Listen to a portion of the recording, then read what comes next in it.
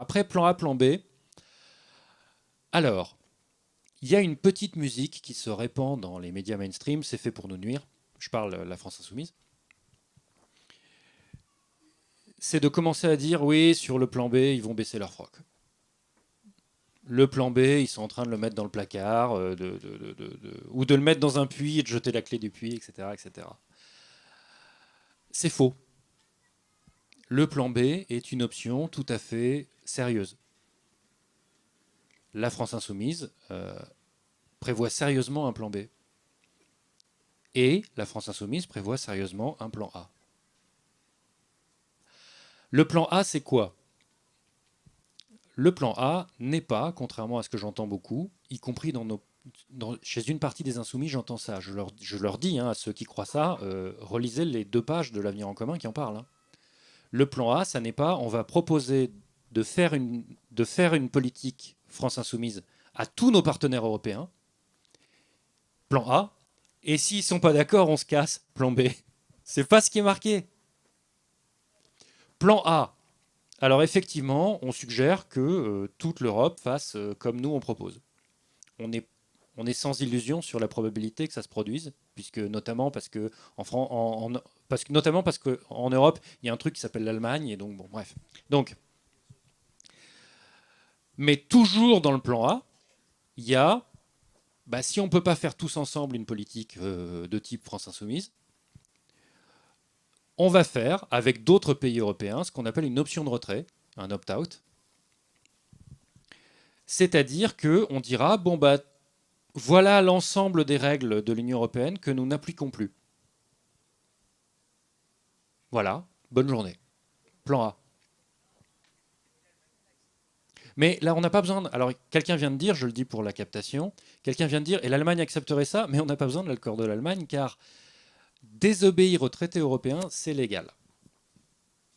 C'est un scoop, je sais. Je vais vous expliquer ça. Le plan A, donc, c'est une grosse option de retrait en s'y mettant à 4 ou 5. Ou même 1 ou 2, c'est bien aussi.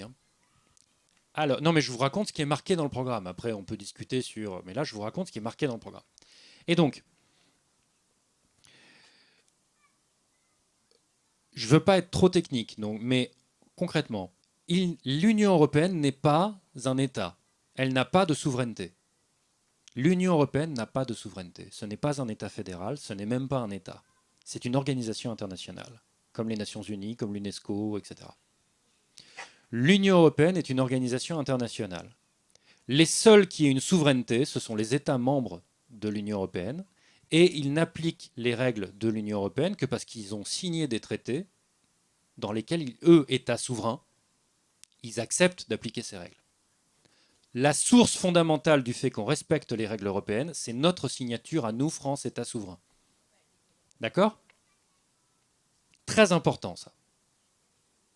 Pourquoi c'est très important? Parce que, en tant qu'État souverain, je suis souverain sur le fait de continuer ou pas à appliquer telle ou telle chose dans un traité. C'est un droit inaliénable et non négociable de tout État souverain. Alors on peut répudier un traité entier, ça arrive souvent, excusez-moi. On peut répudier un traité entier, ou on peut répudier telle ou telle disposition en disant ça je l'applique plus. Et ne prendre quelques dispositions et dire ça j'applique plus, ça s'appelle une option de retrait, un opt-out. Alors, oui, c'est peut-être possible en théorie, mais en pratique, ça n'arrive pas dans l'Union européenne. C'est faux. Par exemple, l'Irlande a fait un opt-out sur Schengen. L'Irlande n'est pas membre de l'espace Schengen, c'est un opt-out. Par exemple, le Danemark n'est pas dans Schengen non plus, c'est un opt-out. Par exemple, la Suède, c'est 3 fois rien, elle n'est pas dans l'euro. Tous les pays qui ne sont pas dans l'euro, là, c'est un opt-out. Pourquoi? Parce que alors les traités européens sont imbitables, c'est fait exprès. Mais si on prend la peine de les lire quand même, l'union économique et monétaire, c'est-à-dire tout le paquet sur la politique, le cadre économique commun, le cadre monétaire, dedans il y a l'euro. Et donc l'euro, c'est pas une option, c'est vous êtes membre de l'Union européenne, vous allez dans l'euro. Sauf ceux qui font un opt-out. Et la Suède en a fait un.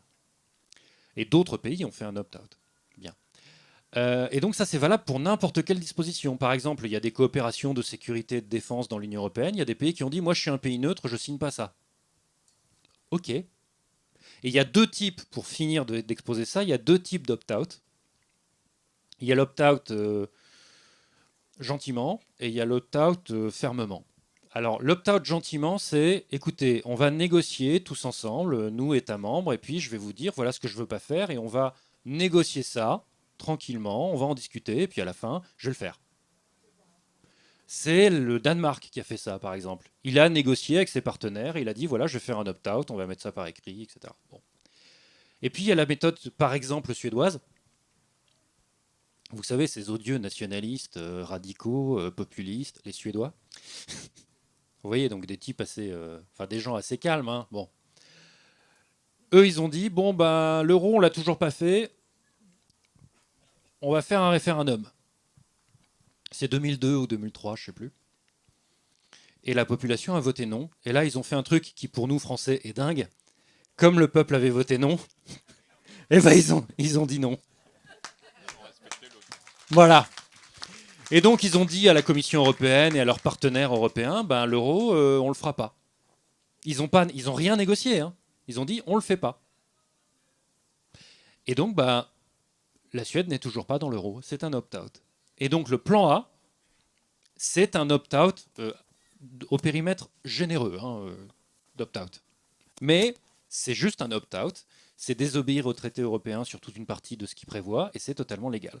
Le plan B, c'est que si on voit dans les négociations avec nos partenaires européens que décidément on ne peut rien faire ensemble à part 3-4 bricoles, ben on ira faire d'autres coopérations avec d'autres puissances. Et ce n'est pas un problème et c'est pas grave.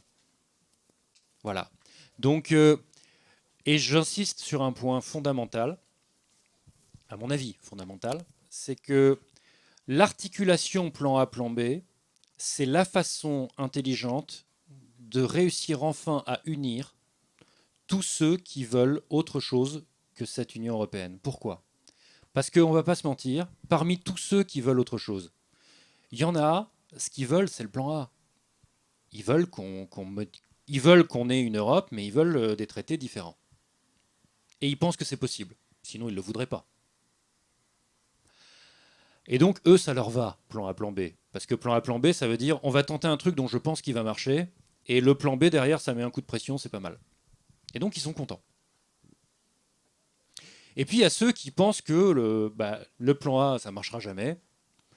Et en fait, il faut qu'on fasse le plan B.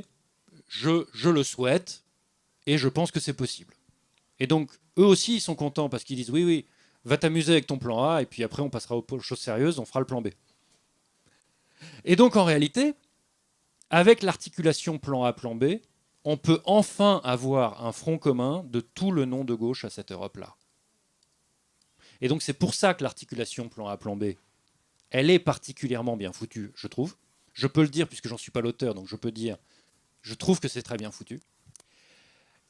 Et c'est pour ça aussi, parce qu'il y a cette logique d'ensemble, c'est pour ça qu'il est hors de question de mettre le plan B au placard.